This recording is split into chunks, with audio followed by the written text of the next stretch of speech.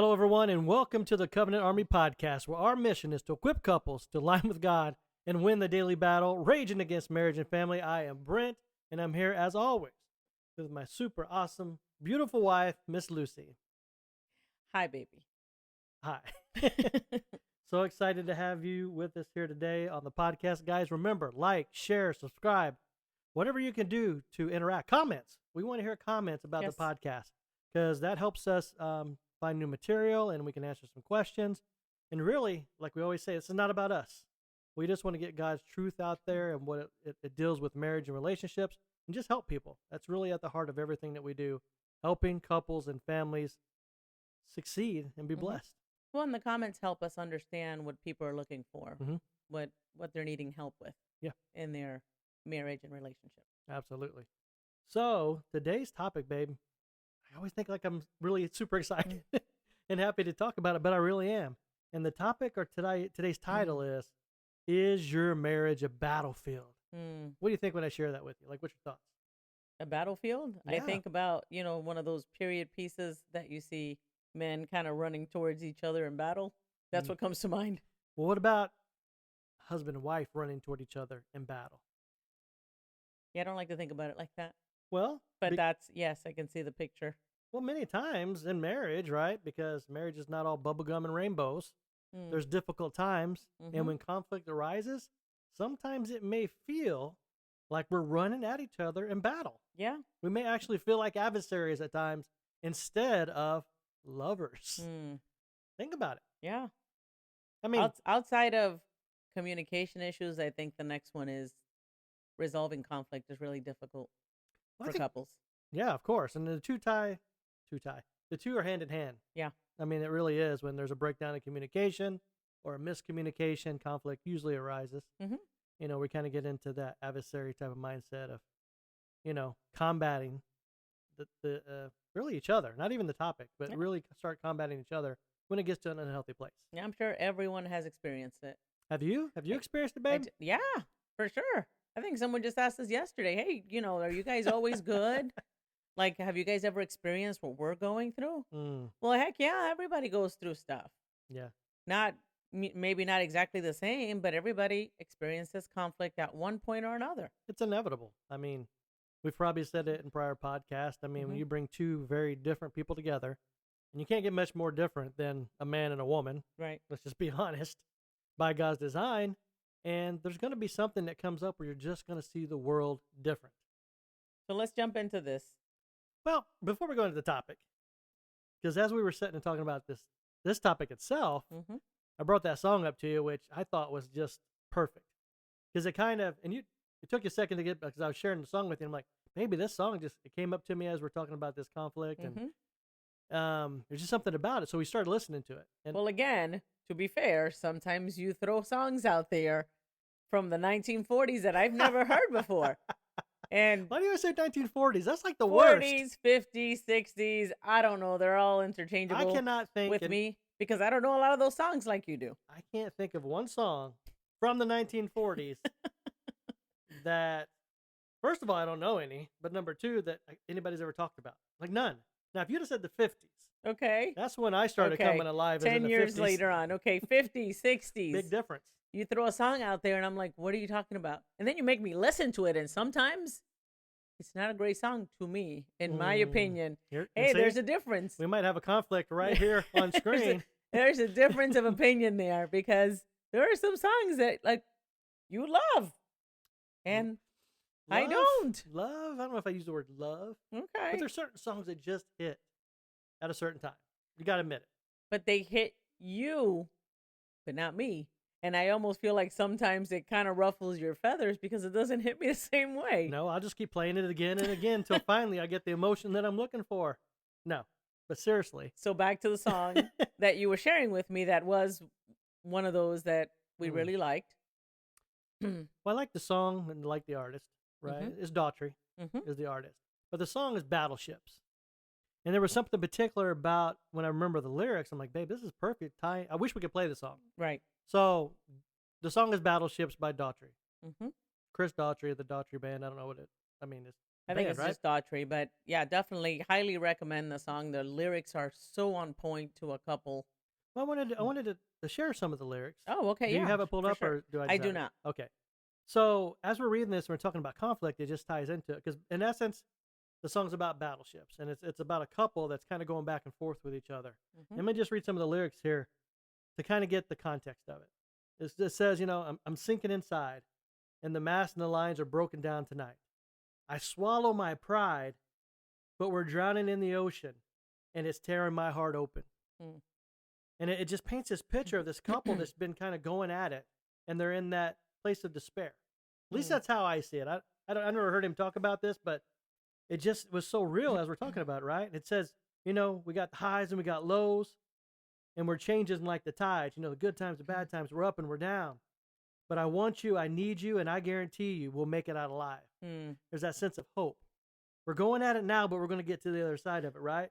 And this next part's the one I love. This next verse, it says, because I don't want to fight no more. Even when the waves get rough, I don't want to see the day that we said we've had enough.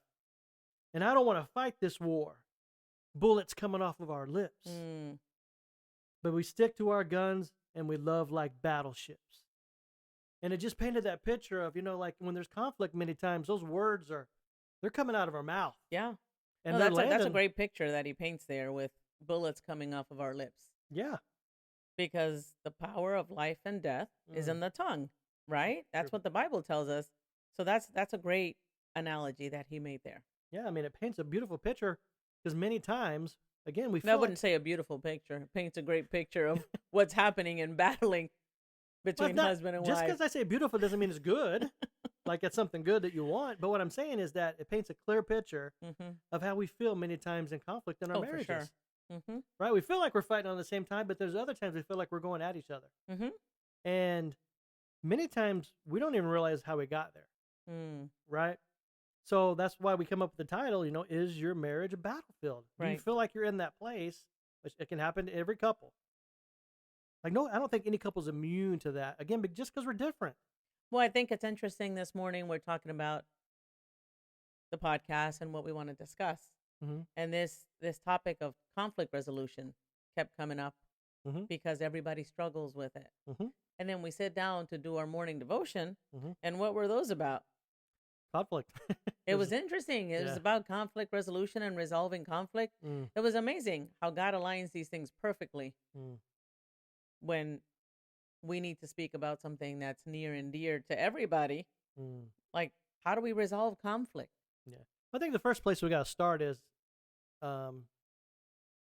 getting a better understanding of what conflict truly is.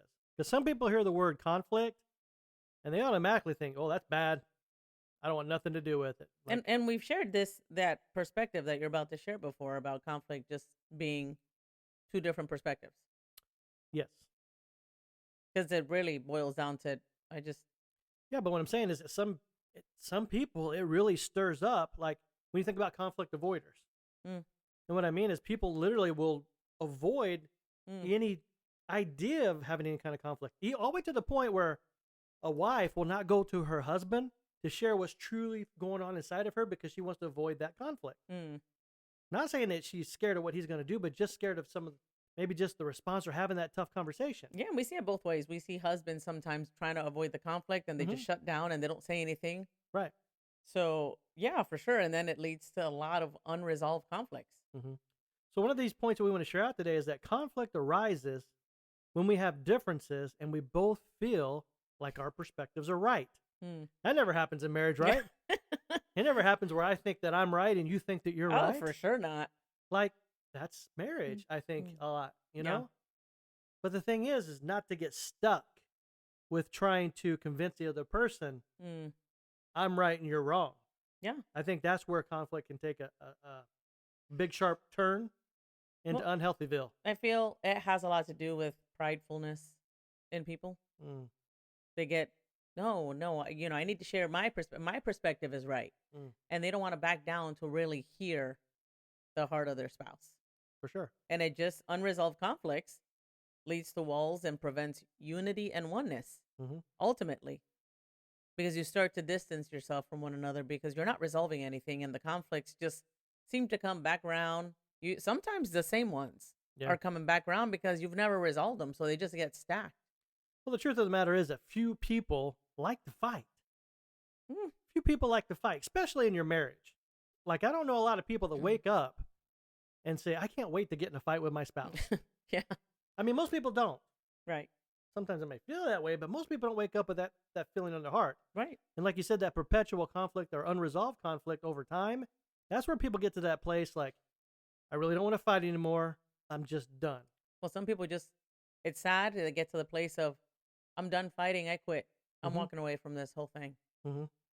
Well, that's the scary part, right? Like we were talking about like divorce and divorce rates. Like how many people, what's that called? Like when they have not the definition, but the reasoning for divorce. I always say this word wrong. Irreconcilable differences. Correct.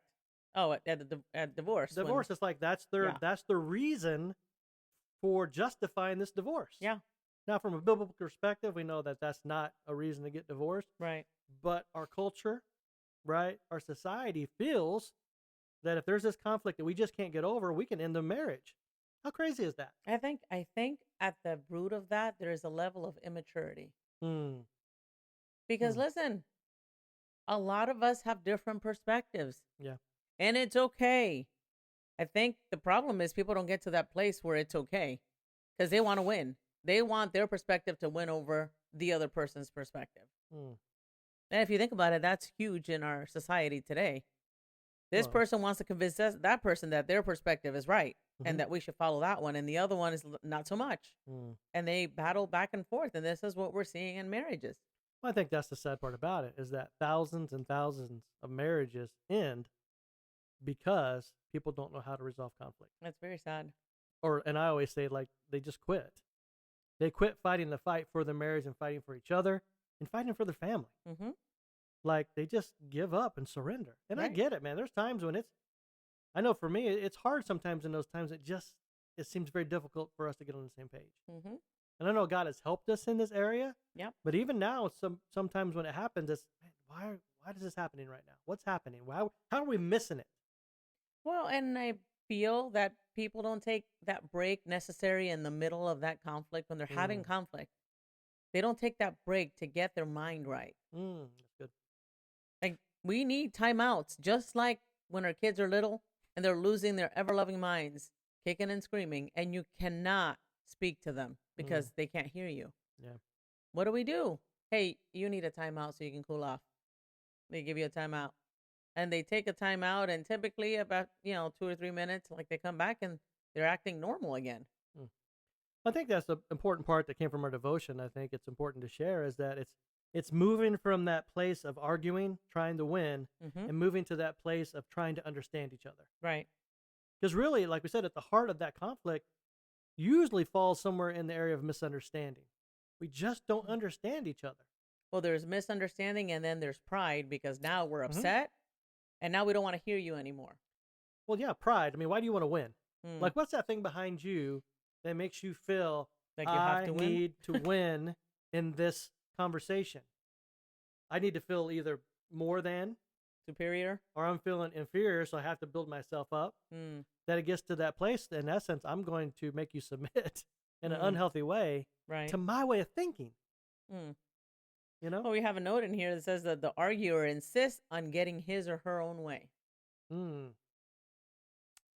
Okay. Makes sense. So let's talk about, from a personal perspective.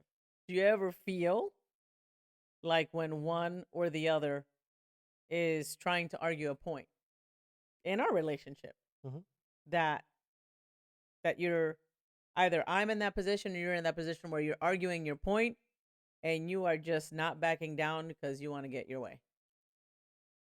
Yes, it's happened. And I think in those moments, I can share from my own experience, I feel that we're being selfish in those moments. And what I mean is we're so wrapped up in trying to get our way that we're almost discounting what the other person is trying to communicate with us. That's a good way to put it, for sure, selfishness.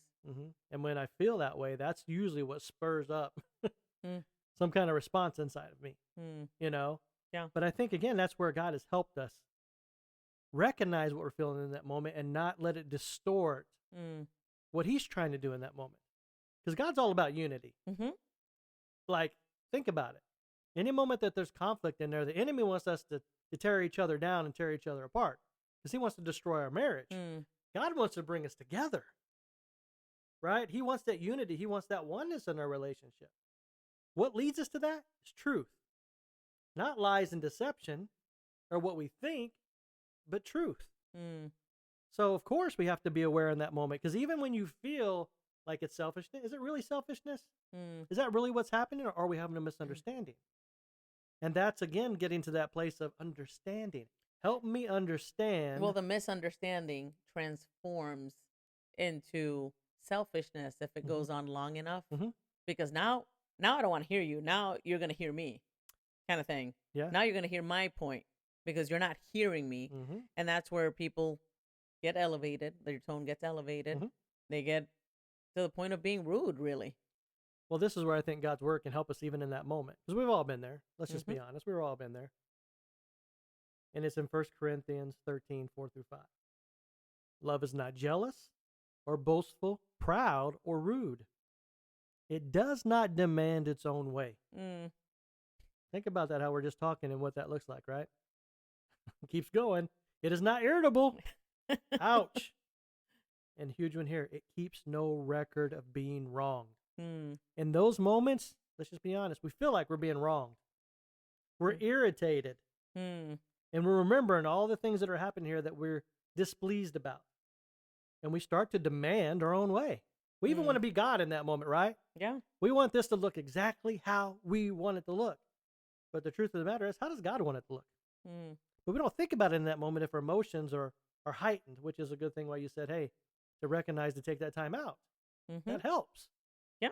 You know? You don't have to stay in it to make your point when you're so angry that now you're being disrespectful to one another. Yeah. I mean, think about it. You have gotten to that place in your relationship where it doesn't matter if you disrespect your spouse as long as you get your point across.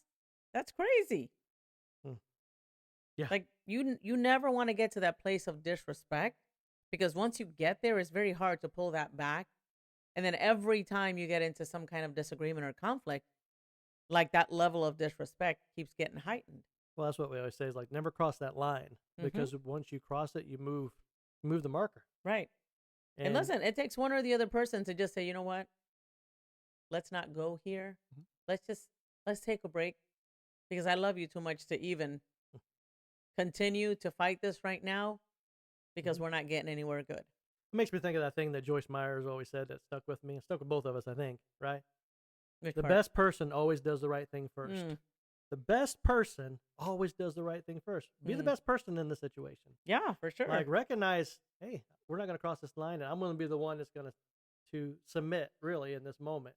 Yeah. To God. It's not even to your spouse. It's first and foremost to God. I remember many times where you have been that best person in our relationship. Okay. Because you will stop the cycle, and I'll admit it.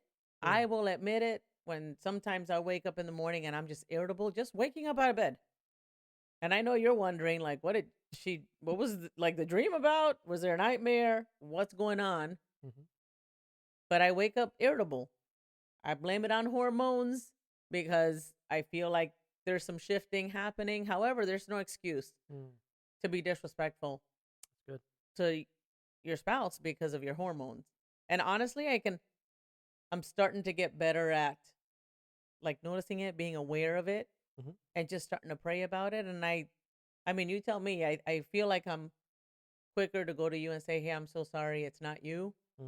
I'm feeling a sense of irritability that I'm trying to figure out. And that's when I grab you and go pray because we need God's help in that moment because I can't control hormones. But and that's a good thing to share. I like how you gave that example there, what you do in those moments. Like you have an awareness what's happening, but you don't just leave it there. You put practical things into play to help you and what works for you. Well, I love you. Yeah. And that's something that people don't remember in the moment, in the heated moment. Yeah. That you do love each other. You dislike certain behaviors that are happening when you're disagreeing. If there's unhealthy patterns of behaviors, that's what you dislike. That's what you want to change. The problem is that people take it a step further and in their anger, they start attacking the person. Yeah, that happens a lot. And make it personal. And it's not like you have to remember, it's not the person you fell in love with. There are certain patterns of behavior that need to change. And if you can just keep it to that and zone in on the behaviors that need to change, then maybe we would get different results. I'm 100% that you would get different results, because a lot of people take things personally. You take it personal, and when you start attacking the person themselves, it's hard for them to digest that, because that makes them start questioning themselves about a lot of things. Like, what's wrong with me? What's happening? Well, in that point, you want to defend yourself, too. Somebody's if you attacking you. I was going to say, if you feel like you're getting attacked, it usually puts you in that defense mode, and that's what you got to be careful with. For sure. So to bring this back around, I mean, the next point that we want to share is that conflict resolvers, because that's what we want to look at. We don't want to just say, hey, conflict, that's what it is. The conflict resolving, that type of person looks for the win-win. And the picture is, let's do this together. Right. It's not pointing the fingers. Like when you're pointing the fingers at each other, that's not an us mentality. That's a me versus you. Paying evil for evil. Yeah, that doesn't work. It does not work in relationships, and it definitely doesn't work in marriage. Right. We got to remember, that we're on the same team. Right? Respect each other. Right. Respect even the differences that your spouse brings to the table. Yeah. Because if you're showing disrespect, I'm sorry, baby. No, go ahead. Because if you're showing disrespect when your spouse brings something to you, there's a problem there, and you're either feeling for sure superior, or you're feeling inferior, where you're trying to, again, get them to submit to you in an unhealthy kind of way. Right. But show respect for their ideas.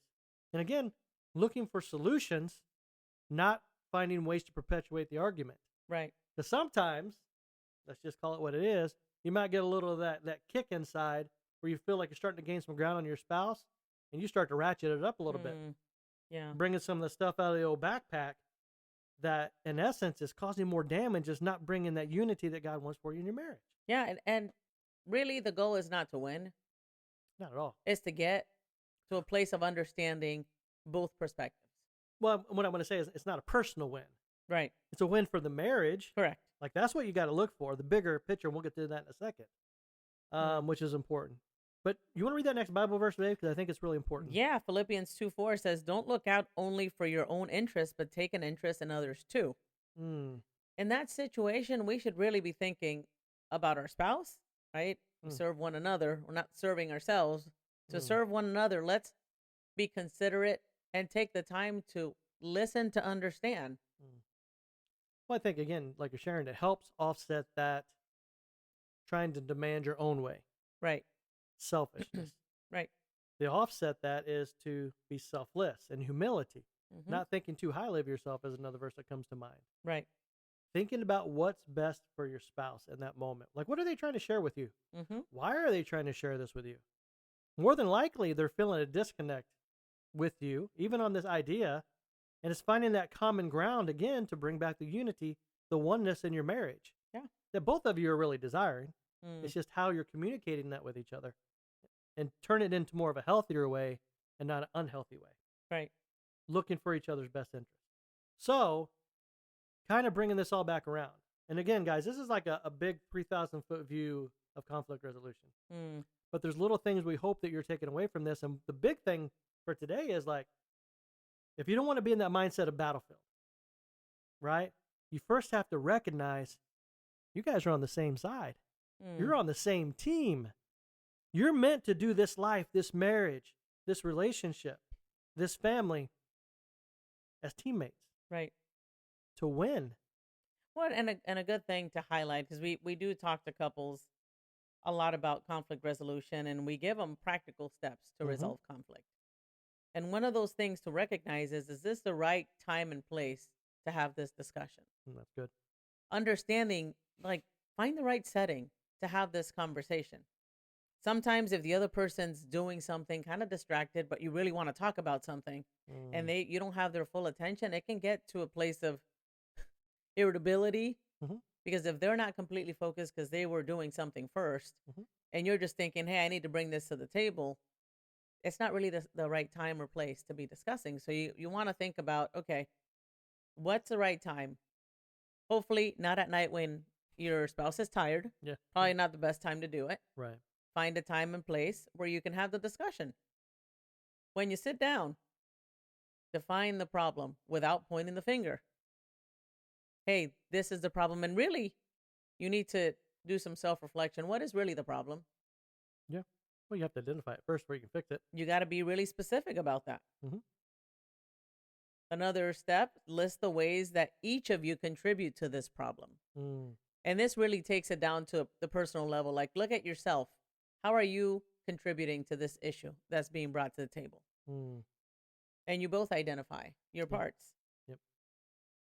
Talk about past attempts to resolve the issue that were not successful. So that way you're not trying to do that again. Mm-hmm. Then, next step is brainstorm together. Pull your ideas and try to list several possible solutions to the problem. Don't be critical. Like, don't get judgy. Yep. And criticize your spouse's every point.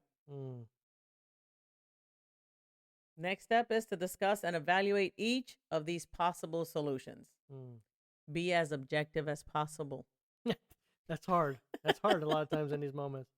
I think, and this is part that I would like to say, like, even trying to do all this, you got to pray first. Oh, for sure. You know what? I should have said that first. Well, what I mean is, like, you want to get your heart in the right posture to be able to hear from God and hear from your spouse. Right. Because if you go into this thing already thinking, I got to get my ground, I need to be able to convince my spouse to get on my page with what we're going to do here, you're not going in with the right heart. Right. You're not going to be successful in doing this. Well, again, that's trying to win. I need to figure out a strategy to try and win my argument with my spouse. Yeah. That's not a good mindset to go in with. Correct. Yep. So next up is agree on one solution to try. Let's try something different. A lot of times people get into the cycle of doing the same thing over and over again and always expecting different results. Yep. It's craziness. Let's do something different. Let's try something different that we can agree on. And then see how that works out. Yep. Agree how you will each work toward this solution and be specific. Well, I think this is important for that team mentality again. Recognize the issue we want to work on, come up with a plan, and then have a clear path on each of our parts. Correct. So again, it's not blaming all on one person, right? That they feel like they're carrying the full weight of the load. We're doing this together. Like, you got to shift this whole mindset, me versus you, to really, it's a we. I think that's great point to bring up, because how many times haven't we heard a couple that are in a disagreement and one of them is like, well, why do I have to make all the changes? Why is it all on me? Correct.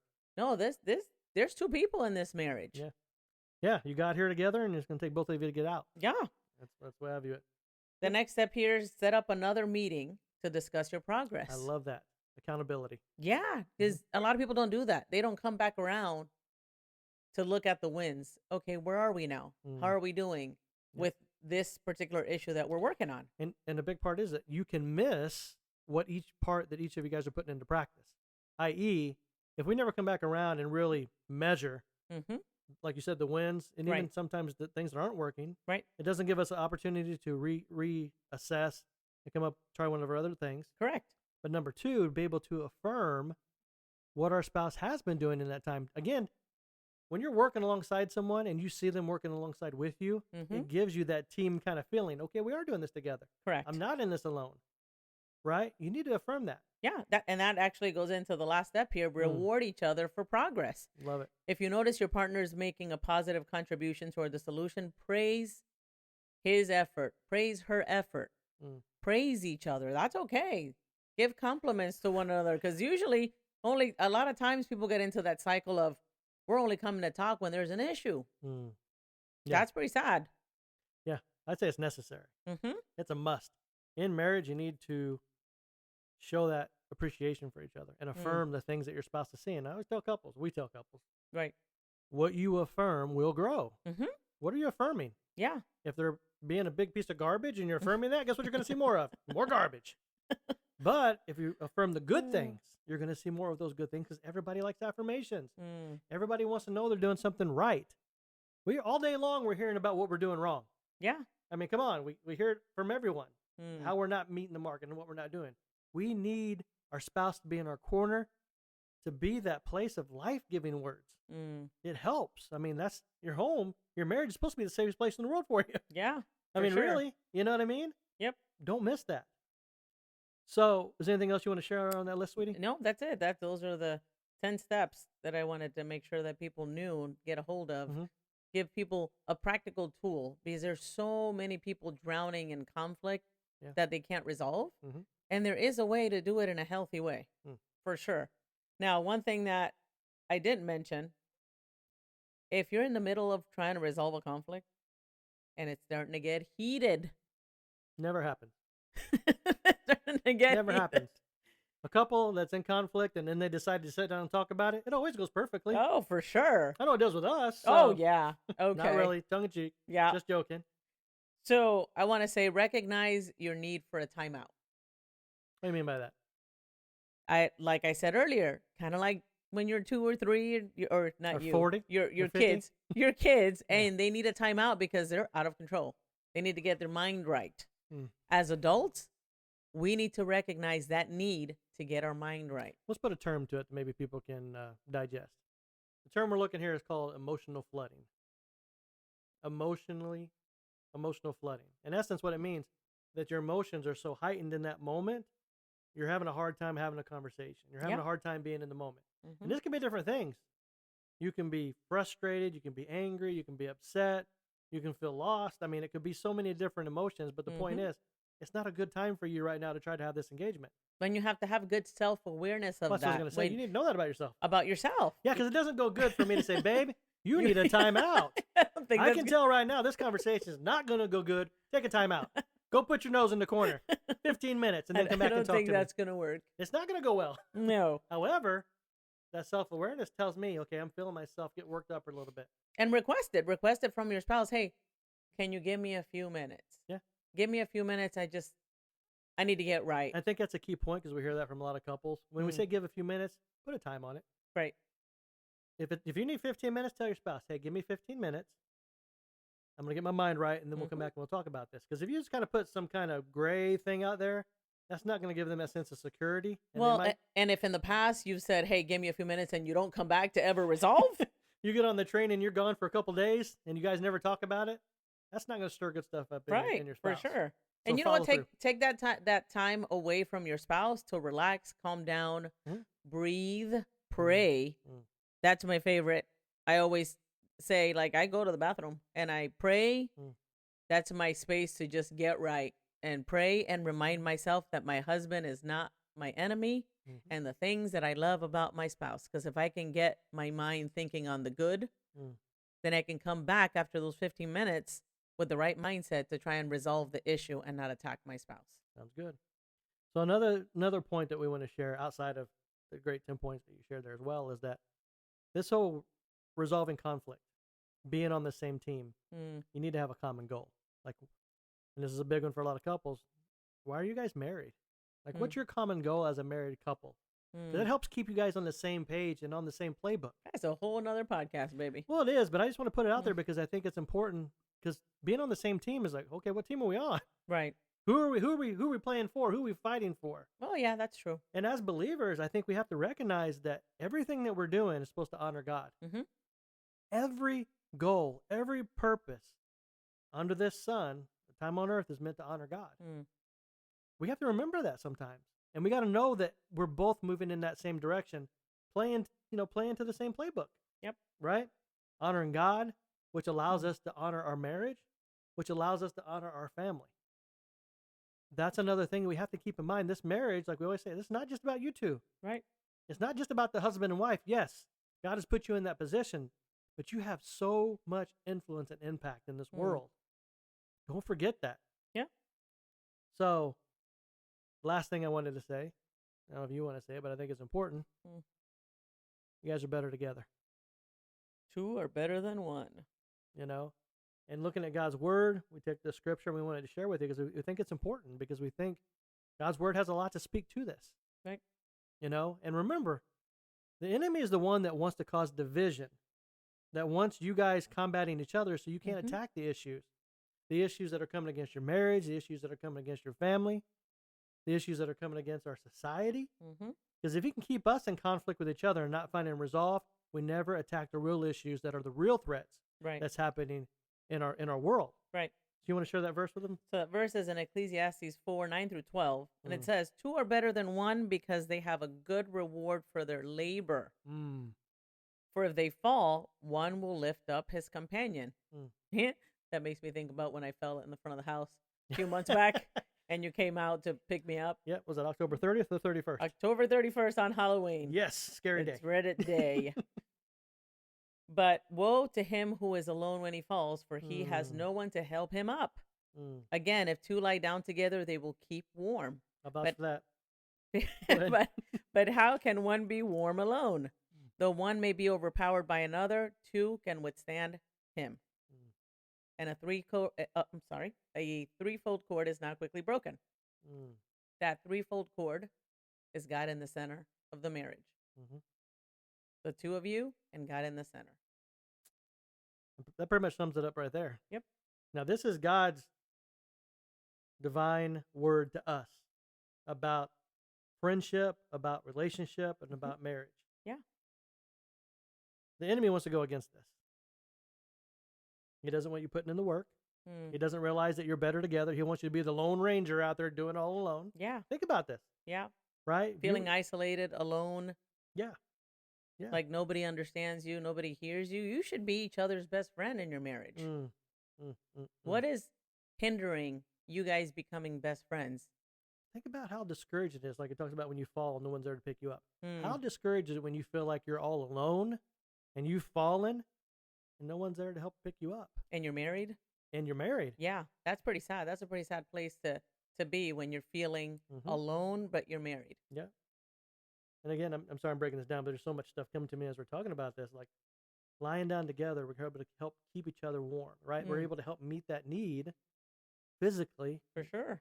God has brought that gift to you as a spouse together to meet certain needs that you're going to need in this human realm. I can vouch for that because you're like a little furnace. You're a little furnace. I should say hot. Keep each other hot. So, and I love it, this last part, like two can be, though one may be overpowered, two can withstand him. Two can withstand. Again, we're better together. We're stronger together. And ultimately, with God in the center, it's not quickly broken.